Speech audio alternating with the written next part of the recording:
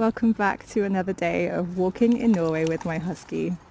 Maddox has decided that this tree is incredibly exciting and he has been sniffing it for a while now.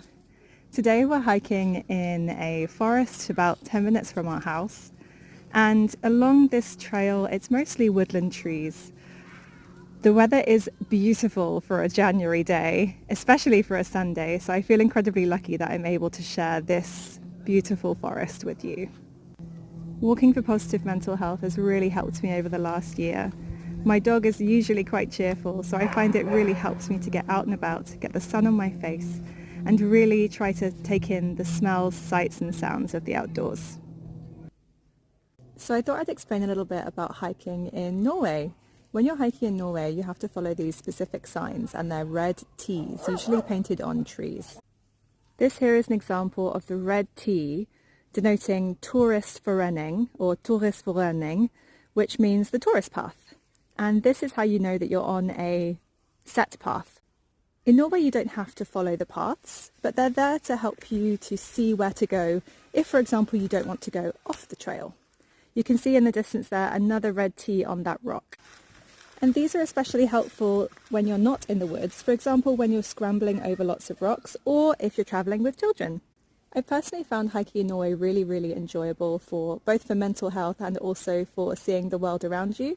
It's a beautiful country, full of rocky outcrops, mountains, woods and trees, rivers and streams, and of course the fjords. But I do think it's a fantastic place to visit if you haven't been before, because it just looks so different. The topography, the way the rocks look, a lot of it's granite, and it's really just quite spectacular.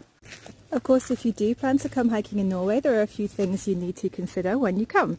A lot of the paths like this will be intermingled with streams, will be very rocky, may require some scrambling, so it's always sensible to bring, if you have them, a sturdy pair of shoes, or if you're very sturdy on your feet, a good pair of walking shoes that are perhaps waterproof.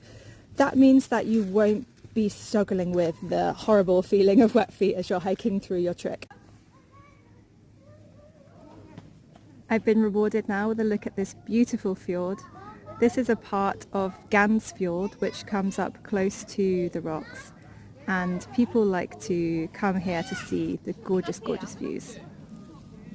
I find it incredibly peaceful and calming. As you can see, coming out on a Sunday afternoon is an incredibly popular activity amongst families here in Norway. Often people will come and light campfires, and they really enjoy grilling sausages.